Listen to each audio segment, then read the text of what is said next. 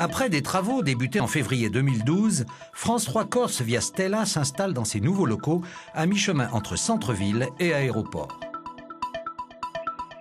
Un bâtiment impressionnant tant par sa modernité que par ses dimensions.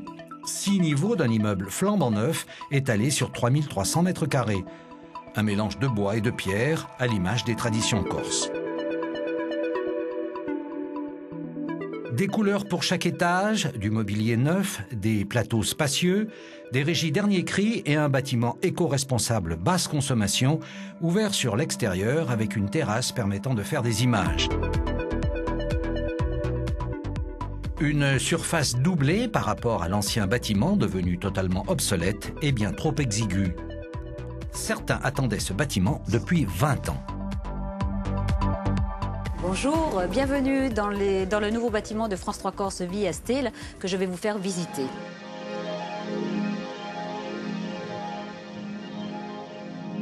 Ça fait 20 ans que les collaborateurs attendent ce bâtiment. Bâtiment qui sera vraisemblablement l'un des plus modernes qui va exister au sein de France Télévisions. Avec des collaborateurs totalement impliqués, qui tiennent particulièrement à leur outil de travail. Une des raisons pour lesquelles Viastel, qui diffuse 20 heures de programme par jour, fonctionne. Au rez-de-chaussée, les plateaux. Ce qui frappe, c'est l'espace. Fini l'exiguïté et les déménagements permanents de décors. Nous sommes ici dans le couloir qui mène au plateau de France 3 Corse Viastel. Il y a 2 plateaux. Le premier, dans lequel nous allons rentrer tout de suite, qui est le plateau dédié aux journaux télévisés ainsi qu'aux magazines de la rédaction. Entrons donc pour trouver un plateau de 100 mètres carrés en cours de finalisation pour un premier JT le 12 novembre. Ce plateau va permettre à France 3 Corse via Stella de proposer les différentes éditions des journaux télévisés, 12h, 13h, 18h, 19h, ainsi que 5 magazines. Le plateau peut accueillir 8 à 9 invités autour du présentateur, très appréciable lors de débats. Ajoutons à cela un plateau fixe de 27 mètres carrés, entièrement dédié aux 4 enregistrements météo quotidiens en langue corse et en langue française. Et pour piloter l'ensemble, une régie au top de la technologie qui allie sobriété et design, les journalistes et les techniciens passent ainsi dans une autre dimension. Au-delà de tout ce qui est confort pour tout le monde, il y a 2 choses. Il y a ce qui concerne la dématérialisation. Aujourd'hui, nous travaillons encore sur un support papier, sur des cassettes. Ça, c'est terminé. À partir du 12 novembre, nous passons de façon tout numérique. Deuxièmement, pour le travail des journalistes, les GRI vont arriver avec leur disque, ils vont mettre dans le système injector, et tout le réseau pourra avoir accès à ces images. Et moi, de mon bureau de rédacteur en chef, je pourrai voir le montage en temps réel et intervenir auprès des équipes pour les aider. Pour nous, les scripts, ça nous apporte beaucoup de facilité. Et par exemple, on va pouvoir checker, visualiser ce que sont en train de faire les journalistes au moment où ils sont en montage, parce que très souvent, on ne peut pas accéder aux salles de montage, on ne peut pas savoir ce qu'ils font. Là, depuis notre ordinateur, on pourra voir où ils en sont, sans pour autant les déranger. Mais revenons à notre visite des plateaux avec le directeur d'antenne et des programmes. Un plateau dédié à l'activité de programme, essentiellement, qui accueille aujourd'hui déjà 2 décors installés. Il y en aura un 3e d'installé. Le plateau fait 250 mètres carrés à peu près. Un plateau qui permet de fonctionner sur 3 lieux différents, voire 4, puisqu'en masquant certains éléments du décor, il sera par exemple possible d'organiser des opérations exceptionnelles.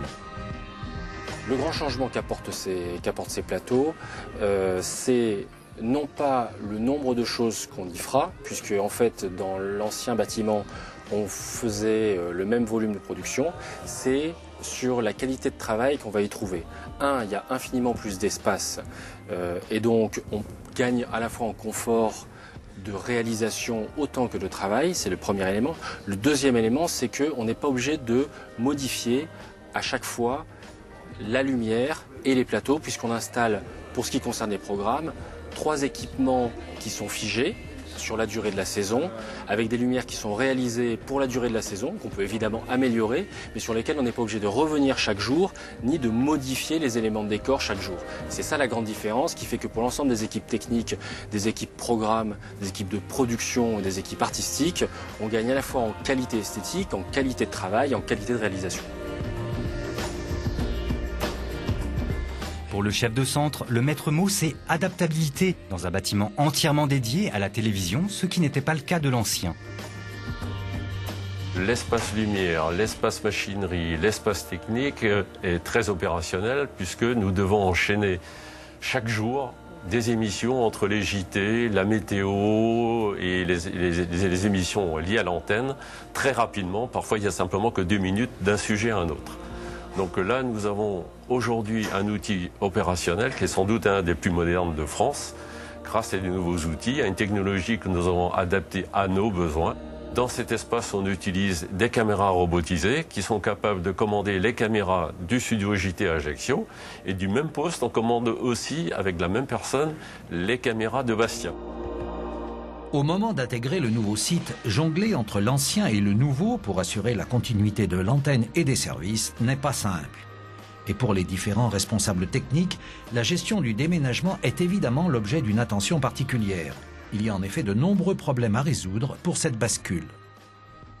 À ce jour, des équipements tournent encore dans l'ancien site et on est obligé de les maintenir en production. De même un poste très important, les communications qui ne peuvent être interrompues. En ce qui concerne la téléphonie, c'est difficile car nous devons maintenir 3 sites en exploitation, Ajaccio, Noël-Franquine, le nouveau site Tourangeon et Bastia. Nous avons installé énormément de câbles en provisoire pour passer ultérieurement en tout IP.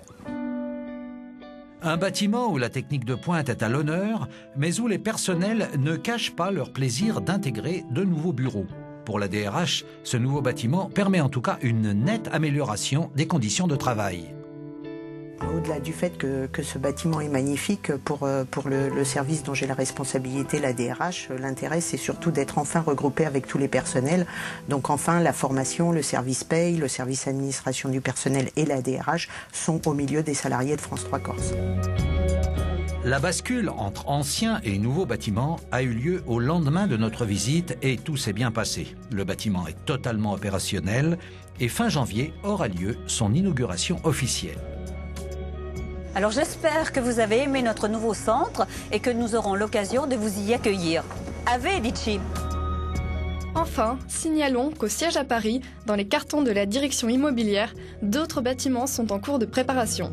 Donc après cet immeuble de Corse, d'après le schéma directeur immobilier, 2 autres constructions sont prévues d'ici les années 2020, enfin avant les années 2020, c'est Rouen et Mayotte, pour des mêmes raisons, des sites très obsolètes, très exigus, qu'il faut donc mettre aux normes modernes et qui devraient donc permettre des déménagements dans les années 2018 probablement.